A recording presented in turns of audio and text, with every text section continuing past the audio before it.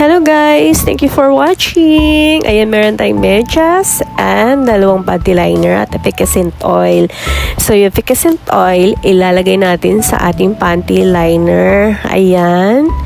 Lagyan natin siya ng efficacent at i-rub natin, ikalat natin siya. So, dalawa lalagyan natin kasi dalawang ating talampakan. Actually, napanood ko lang to sa Facebook yata or TikTok, kakascroll ko lang. So, itry lang natin to, hindi naman masama, diba? Na malay natin, hindi nasasakit ang aking paa. Actually, naramdaman ko kasi sumasakit ang aking paa pag ako'y naglalakad ng mga 25 minutes, something or 20 minutes. Or kahit nandito ako sa bahay, guys, naglilinis ako or nagluluto ako, nag-i-slice ako ng mga vegetable, onion, garlic, nakatayo ako. Minsan kasi naramdaman ko sumasakit ang aking talampakan. So, siguro is a sign of aging, hindi na kasi tayo pabata, guys. So, ayan. So, ibabad na natin habang tayo matutulog sa gabi hanggang kinabukasan.